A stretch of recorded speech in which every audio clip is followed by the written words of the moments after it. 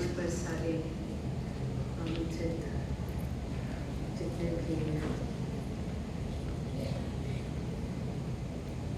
सम्मानजन आए हैं आज, लेकिन मेरे लिए सबसे महत्वपूर्ण आज जो आए हैं, जितने यहाँ विद्यार्थी हैं, उन सबको मेरा नमस्कार। मैं शिक्षक हूँ और आज सुबह ही इनफैक्ट सुबह होते ही तैयार होते ही सौभाग्य होता है शिक्षक का कि सुबह सुबह स्टूडेंट्स मिल जाए, विद्यार्थी मिल जाए। और अमूल जी अपने सब विद्यार्थियों को लेकर आए थे, इतना अच्छा लगा। और जैसे पहले हमारा अनुभव था, रावल जी ने कहा कि हम जम्मू में गए थे 2 साल पहले, और तब पहली बार जब मैंने देखा कि इतने सारे विद्यार्थी इस तरह से आकर अपने विचार रख सकते हैं, अपनी बात कह सकते हैं, इतना स्पष्ट रूप से, बगैर किसी रिजर्वेशन, बगैर किसी हिचकिचाहट से, और दिल की बात, मन की बात, अपनी सोच रख सकते हैं। ये तब मुझे बहुत छू गया था। और हमारी शिक्षा व्यवस्था ऐसी है कि हम समझते हैं कि क्लासरूम में विद्यार्थी बैठते हैं, शिक्षक को सब कुछ आता है, शिक्षक को आना चाहिए, और शिक्षक आके बोलते हैं, विद्यार्थी सीखते हैं और चले जाते हैं। बहुत समय से मेरा सौभाग्य था कि मेरे पास मुझे ऐसे शिक्षक मिले जिन्होंने मुझे शुरुआत में ही सिखाया कि शिक्षक एक तरफा नहीं बोल सकता, शिक्षा एक तरफ से नहीं, दोनों तरफ से। शिक्षक को कुछ आता है, विद्यार्थियों को कुछ आता है, लेन देन में ज्ञान होता है। और हम कुछ भी अगर सीखते हैं तो एक दूसरे से बात करके, जो हम पढ़ रहे हैं, जो हम सोच रहे हैं, उसके बारे में हम एक दूसरे से बात करें, उससे हम सीखते हैं। और ये जो सेमिनार है, पहले वक्ता भी कह चुके हैं, बिल्कुल उनसे सहमत हूँ। चिमा जी ने शायद कहा कि ऐसा सेमिनार शायद ही कभी होता है जब मंच पे जो बैठे लोग हैं वो घंटा 2 घंटा लगाते हैं बाकियों की बात से। और यही मॉडल होना चाहिए मेरे ख्याल से सेमिनार्स का। फिर ज़्यादा सेमिनार्स इंटरेस्टिंग हो और लोग ज़्यादा सीख कर और सुनकर घर जाएं। होता यही है कि सुनने की आदत अगर आप स्टूडेंट्स में सिर्फ डालते हैं तो स्टूडेंट्स को लगता है कि मेरा दिमाग एक्चुअली चल नहीं रहा, मेरा केवल कान चल रहा है, और मुझे सुन के सब कुछ इस चीज़ को एब्जॉर्ब कर लेना है, समझ लेना है, इसी चीज़ को लिखना है। लेकिन एक हमारा दिमाग हर विचार को प्रोसेस करता है और उस प्रोसेस से हम बहुत कुछ आगे बढ़ा सकते हैं। आज का सेमिनार इस चीज़ का बिल्कुल प्रतीक है।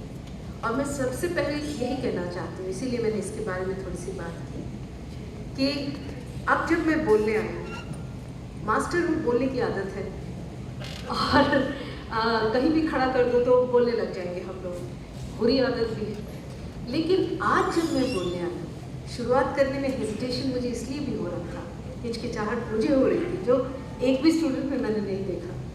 हिचकिचाहट मुझे इसलिए हो रही थी कि मैं एक्चुअली जितने भी लोगों ने आज बोला उनसे बहुत मुझे प्रेरणा से मिली है। गहरे तरीके से मुझे लगता है कि देखो कितना कुछ है सीखने को।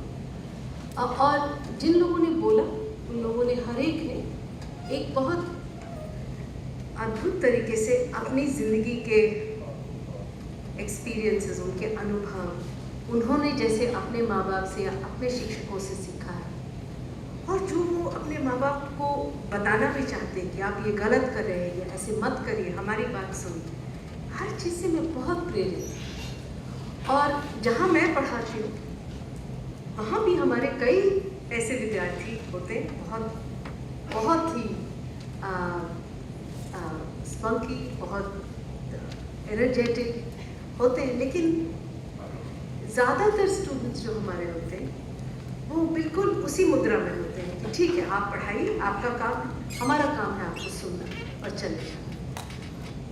और ये मेरे लिए एक बहुत इंटरेस्टिंग एक्सपीरियंस रहा है और मैं बहुत ही शुक्रगुजार हूँ रावण जी को। आपने मुझे बुलाया यहाँ पर, मुझे तो आना ही था, रावण जी बुलाएंगे तो फिर आएंगे ही ज़रूर। लेकिन आकर बहुत कुछ सीखा आज मैंने। विशेष रूप से मैं कहना चाहूँगी, औरत हूँ तो इसलिए शायद ये कोइंसिडेंस लगे और लगे कि शायद मैं पार्शियलिटी करूँ, लेकिन जिस तरह से आज लड़कियों ने और महिलाओं ने बोला, विशेष रूप से मुझे बहुत अच्छा लगा। शिक्षक भी बोले, विद्यार्थी भी बोले, और दोनों की हर बात, मतलब मुझे तो लग रहा था जैसे स्टूडेंट्स नोट्स लेते हैं ना एक एक चीज़ का, जो भी कुछ कह रहे हैं सब मैं लिख के रखूँ ताकि मुझे याद रहे। बहुत अच्छा। मुझे क्या कहना है, मैं कुछ सोच के आई थी, आधी चीज़ें तो आप लोगों ने कह दी, फिर मुझे लगा कि अरे मेरे पास तो कुछ है ही नहीं कहने को। फिर मैंने सोचा कि नहीं, रावण जी को ना तो नहीं कह पाएंगे, ये तो नहीं कह सकते कि अब आपने मंच पे बिठा तो दिया लेकिन मैं बोलूँगी नहीं। फिर मुझे सोचना पड़ा कि ठीक है, मुझे आता क्या है जिससे मैं कुछ यहाँ पे सबसे शेयर करूँ तो दूसरों को लगे कि अच्छा कुछ सुन के गए, पता नहीं सीखे या कम से कम सुनने को अच्छा लगा। शिक्षा के बारे में मैं जो सोच कर आई थी, उसमें से मैं दो बातें कहना चाहती हूँ। दो ब्रॉड पॉइंट्स हैं, उनके अंतर्गत कुछ बातें मैं कहना चाहती हूँ।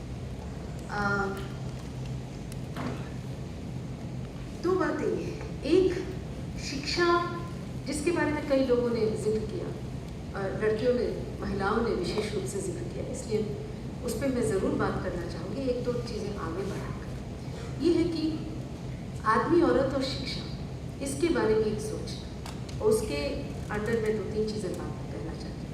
और दूसरा पक्ष जो मैं रखना चाहती हूँ वो ये है कि शिक्षा और श्रम, इस पे भी हमें सोचने की बहुत ज़रूरत है। तो इन दोनों बातों पर मैं थोड़े से अपने विचार। एक तो कई लोगों ने कहा, उसमें मैं सहमति ज़रूर जोड़ना चाहूँगी क्योंकि जितनी बार कहें वो कम है, वो ये है कि हर परिवार में हर लड़की को शिक्षा का पूरा अधिकार होना चाहिए। जितना पढ़ना चाहे, जितने दिन पढ़ना चाहे, उसके लिए उसका अधिकार होना चाहिए। और ये किसी एक लड़की का अधिकार नहीं होता है, ये सारे परिवार का एक प्रिविलेज होता है। जो भी परिवार अपनी लड़कियों को पढ़ाता है वो बहुत बेहतरीन काम करता है। उसके लिए गर्व का विषय है कि हमारे परिवार में लड़कियां पढ़ती हैं। मेरे ख्याल से ये अगर हो पाए तब हर एक लड़की को, हर एक अपने परिवार में अलग अलग संदर्भ में संघर्ष उस तरह से करने की ज़रूरत नहीं है, लड़ने की ज़रूरत नहीं होनी चाहिए। अगर हम महसूस करें कि ये गर्व का विषय है कि लड़कियां पढ़ें। इसके साथ जुड़ी हुई दो बातें। दूसरी बात, पहली बात ये है कि जब लड़की पढ़ती है वो किस लिए पढ़ती है। कई कारण हो सकते हैं और जितने स्पष्ट रूप से सब लोगों ने बोला, मैं भी थोड़ा सा ऐसे स्पष्ट बोलूँगी, आशा करूँगी लोगों को बुरा ना लगे। एक तो ये है कि भाई लड़की पढ़ जाएगी तो शादी के बेहतर लायक होगी। हमारे समाज में भी यही है कि जितना अच्छी डिग्री होगी उसकी अच्छी शादी होगी, एक ही। दूसरा, अच्छी डिग्री होगी, अच्छी नौकरी होगी। ये नौकरी वाला सवाल जो है, खैर ये केवल लड़कियों पे लागू नहीं है, लड़कों पे भी लागू होता है। वो ये है कि इसका मतलब ये हुआ कि उसी तरह की पढ़ाई हम करें जिससे हमें दिखे कि कोई अच्छी नौकरी मिल सकती है। ये बहुत मुश्किल सवाल है एक्चुअली, क्योंकि हर तरह की पढ़ाई, हर तरह की सोच, हर तरह की किताबों से नौकरी नहीं मिलती। लेकिन क्या वो शिक्षा का हिस्सा नहीं होना चाहिए? आज सुबह मैं बहुत खुश हुई मिलके, बहुत सारे स्टूडेंट्स जो आए थे अबू जी के साथ, कितने सारे साइंस के स्टूडेंट्स हैं, लेकिन सब एक डिस्कशन ग्रुप का हिस्सा है। डिस्कशन ग्रुप में साइंस की बातें नहीं हो भी नहीं सकती। हो होती है शायद, आई डोंट नो, लेकिन जैसा उन्होंने मुझे बताया, दर्शन की बात होती है, इतिहास की बात होती है, राजनीति की बात होती है, समाज की बात होती है। और वैसे आप समाज में किसी से बात करें तो कहेंगे कि ये सब चीज़ें क्या है, फिजूल की चीज़ें, इससे नौकरी थोड़ी मिलेगी। लेकिन हम इंसान हैं, हम समाज में रहते हैं। इंसान का एक दिमाग होता है, एक दिल होता है। इन दोनों को जोड़ने की प्रक्रिया जो है वो शिक्षा होती है, उससे ज्ञान मिलता है। और हमें ये सोचना है कि किस तरह से जो कुछ भी हम शिक्षा पा रहे हैं, स्पेशली जब लड़कियां शिक्षा लेती हैं, तो हम ये स्पेस ज़रूर बनाएं कि वो जिस तरह की शिक्षा चाहती हो वैसा वो ले सके। ये सब तरफ लागू होता है। ये इसमें भी लागू होता है कि अगर लड़कियां मैथ पढ़ना चाहें तो बहुत सारे जगह लोग कहते हैं कि लड़कियां क्यों मैथ पढ़ेंगी, क्या फिजिक्स पढ़ेंगी, आप लैब में काम कर सकते हैं, घंटों काम कर सकता है, खड़े होकर कर सकते हैं, इतनी हिम्मत है आप में। तो आप देखेंगे कि साइंटिस्ट में कितनी कम औरतें होती हैं, मैथमेटिक्स में कितनी कम औरतें होती हैं। अब डॉक्टर बहुत बनने लग गई हैं लड़कियाँ, लेकिन डॉक्टरों में भी आप देखेंगे सर्जन कम होते हैं। जहाँ पर मुश्किल काम जिसको लगता है उस स्ट्रीम में लड़कियाँ नहीं जाती। और लोग क्या कहते हैं कि लड़कियों को रेडियोलॉजी में डाल दो, पैथोलॉजी में डाल दो। ये सब सब्जेक्ट्स होते हैं क्या कि इसमें सीमित काम होता है, आप जाइए दफ्तर की तरह अपना काम करके वापस आ जाइए। ये मानसिकता क्यों होती है? ये मानसिकता इसलिए होती है क्योंकि हम समझते हैं कि लड़कियां पढ़ लिख लें अच्छी बात है, नौकरी कर लें अच्छी बात है, लेकिन अल्टीमेटली तो लड़कियों को घर ही चलाना है ना, एक। और दूसरा, अल्टीमेटली घर तो लड़कियां ही चलाती हैं। इस पे मैं तीसरे पॉइंट पे आना चाहती हूँ कि घर और परिवार को हम किस तरह से समझते हैं। हमारी शिक्षा क्या हमें घर परिवार को एक दूसरे तरह से समझने की और देखने की शक्ति बनाती है? कोई हमें ऐसा रिसोर्स देती है कि हम इन चीज़ों को भी दूसरी तरह से देखें? परिवार किससे चलता है? अब जो हमें, मैं औरत हूँ, मेरे परिवार में जितने आदमी भाई हैं, दोस्त हैं, वो सब हमारा सम्मान करते हैं, तो वो कहते हैं अरे घर तो यही चलाती है, हेड ऑफिस यही है, ठीक है, अच्छी बात है, वो सम्मान बहुत अच्छी बात है। लेकिन उसके साथ साथ हमें ये भी सोचना है कि कौन सा सम्मान हम लड़कियों को देते हैं, औरतों को देते हैं। काम औरतें करती हैं, डिसीजंस औरतें नहीं लेती हैं। ज़्यादातर परिवारों में निर्णय जो वो औरतें नहीं लेती हैं। क्या हमें इसके बारे में नहीं सोचना चाहिए कि अगर इतना काम कर सकती है, इतना श्रम कर सकती है, तो निर्णय क्या नहीं लेने के काबिल होती है? तो शिक्षा जब हम लेते हैं तो हम निर्णय लेने के भी तो काबिल हो जाते हैं। ये सब चीज़ें बहुत मुश्किल सवाल, लेकिन मुझे लगता है कि शिक्षा में जब हम शिक्षा को हम इतनी इम्पोर्टेंस दे रहे हैं, इतनी प्राथमिकता दे रहे हैं, ये सब जो जुड़े हुए सवाल हैं वो साथ चलते हैं। ऐसा नहीं है कि आपने शिक्षा पा ली, आपको नौकरी मिल गई, उसके बाद आप ये सब सवाल के बारे में सोचें, ऐसा नहीं होता है। ये सब सवाल साथ साथ चलते हैं। और जब हम बन रहे हैं, विद्यार्थी जब हैं, आगे बढ़ रहे हैं, अपनी सोच को कई दिशाओं में चला रहे हैं, उसी वक्त हमें इन सब मुद्दों पे भी सोचना बहुत ज़रूरी है। इस पे तो हम बहुत देर तक बात कर सकते हैं। यहाँ पर फिरोजपुर से जितने विद्यार्थी आए थे उनसे मौका मिला सुबह बात करने का, और अम्बू जी मुझे बता रहे थे कि निवेदिता मेनन की जो किताब है सीइंग लाइक अ फेमिनिस्ट, उसके बारे में आप लोगों ने विचार किया। तो जिन्होंने ऐसी किताब पढ़ी है वो वाकिफ़ हैं मैं जिन बातों को रखना चाहती हूँ। और मुझे लगता है कि इन सब बातों पे हम लोगों को विचार करना बहुत ज़रूरी है।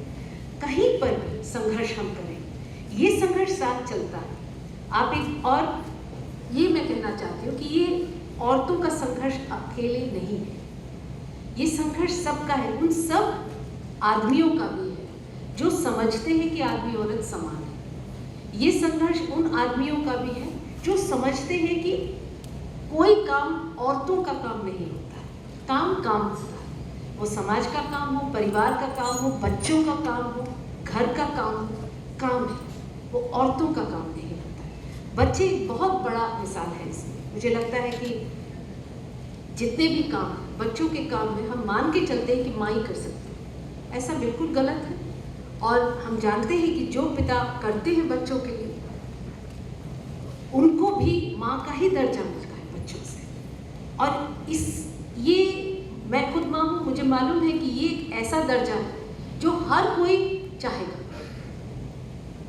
हर कोई इंसान चाहेगा कि वो बच्चे से वो प्यार और सम्मान मिले जो हर माँ को मिल सकता है। तो मुझे लगता है कि आदमी जब शिक्षित होते हैं तो वो भी, ये उनके लिए एक ऑब्जेक्टिव है कि मैं ऐसा बाप बनूं कि मेरे बच्चे भी मुझे उतना ही प्यार करें और सम्मान करें। ये मुझे लगता है कि कहीं पर हमारी शिक्षा इन सब चीज़ों पे बिल्कुल बात नहीं करती, और हम लोग समझते ही ये क्या है, ये सब तो सॉफ्ट चीज़ें, इन पे बात करने की ज़रूरत नहीं है, इससे आजीविका नहीं मिलती है, लेकिन जीवन मिलता है, और आजीविका मिले ना मिले जीवन तो चलेगा ही, और इसलिए हमें सोचना चाहिए। दूसरे मुद्दे पे जिस पे मैं बात करना चाहती हूँ वो थोड़ा हट के, लेकिन इसके साथ जुड़ा भी हुआ, वो है कि किस तरह के श्रम के बारे में हम शिक्षित होकर श्रम के बारे में किस तरह से सोचते हैं।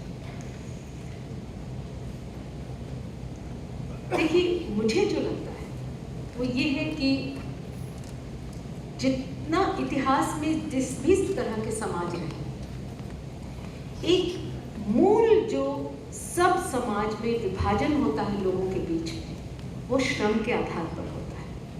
और श्रम के आधार पर विभाजन, चाहे उसको वर्गीय विभाजन कह लें, चाहे वो जाति का विभाजन कह लें। कई लोग जाति को जस्टिफाई करते हैं कि भाई ये श्रम का विभाजन है। एक्चुअली हम जानते हैं कि वो बिल्कुल गलत नोशन है, और श्रम का विभाजन इस तरह से हो कि जाति में आप बिल्कुल फंस जाए, वो तो बहुत ही गलत है।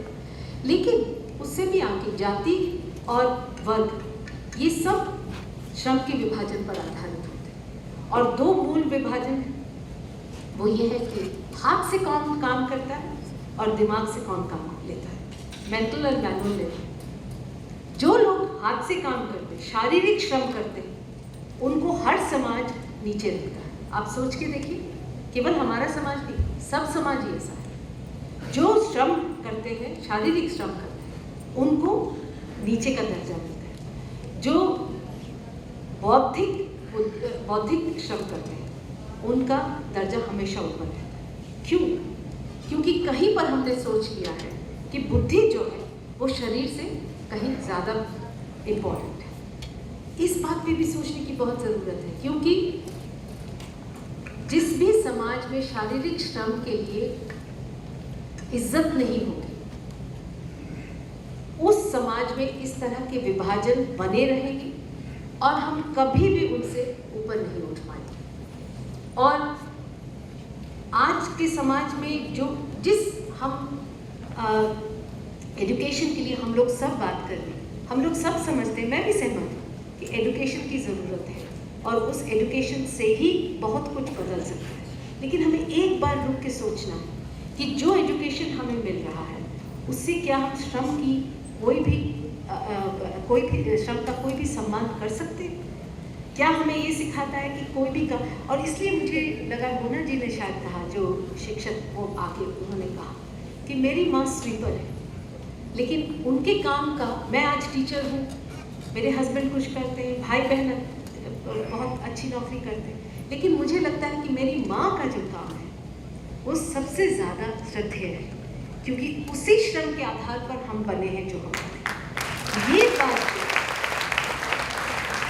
ये बहुत खूबसूरत बात है जो केवल उन पे लागू नहीं होता है जिनके माँ बाप ने श्रम से उनको पढ़ाया, लेकिन हमें सबको समाज के तौर पर इस बात को याद रखना है कि चूंकि कुछ लोग बहुत श्रम करते हैं, कोई किसान है तो कोई कुम्हार है तो कोई सफाई कामगार है, चूंकि वो काम करते हैं इसीलिए बाकी समाज बाकी कुछ काम कर सकता है। जो उन्होंने अपनी माँ के लिए कहा वो हमें समाज में सब श्रमिक के लिए ऐसा सोचना है, क्योंकि हम उनके ऊपर खड़े हुए हैं। एक्चुअली ये बात जो है, जब तक हम इसके लिए इज्जत नहीं रखेंगे तब तक हम श्रमिक को दबा कर रखेंगे, कोई भी हाथ से काम करता हो। और ये विभाजन परिवार में भी होता है, जो रोटी बनाता है, जो सफाई करता है, जो कढ़ाई करता है, हाथ के काम कुछ भी करे, वो हमेशा उसका दर्जा कम रहता है। आप सोच के देखिए। इसलिए मुझे लगता है कि शिक्षा जो हम इतना चाहते हैं और इसको बढ़ावा देना चाहते हैं, उसमें हम इस पर भी सोचें कि किस तरह के श्रम विभाजन हम अपने समाज में बना रहे हैं और किस तरह से हम श्रम को आगे बढ़ाना चाहते हैं। क्या हम हर कोई, बुद्धिजीवी मैं हूँ, लेकिन क्या मैं कभी भी सोच सकती हूँ कि हफ्ते में 1 दिन या 2 दिन सफाई मैं खुद करूँ, हाथ का काम खुद मैं कुछ करूँ, जिससे मुझे याद रहे कि ये एक बहुत महत्वपूर्ण चीज़ है और मुझे करना नहीं पड़ता है, लेकिन मैं इसके बगैर रह नहीं सकती, कोई मेरे लिए करके दे। जब हम इस तरह के विचार को हम अपनी शिक्षा में ला सकते हैं, तब मुझे लगता है कि हम सचमुच में शिक्षित हैं। और आपने जैसे मोना जी ने कहा था कि लिटरेसी तो पढ़ लिख के, किताब पढ़ के, डिग्री मिल के तब भी हम लिटरेट होते हैं। जब हम समाज के बारे में सोचते हैं इन मायनों, तब हम पूरी तरह से शिक्षित होते हैं। उम्मीद है कि हम सब लोग यहाँ इसी खोज में हैं और साथ हैं इसमें। लोग कहते हैं ना कि अब आप अगर कोई ज़रा सा अलग विचार रखते हैं, सब लोग कहते हैं क्या तुम ये सब ऊटपटांग चीज़ें सोचती हो, तुम्हारे साथ कौन होगा?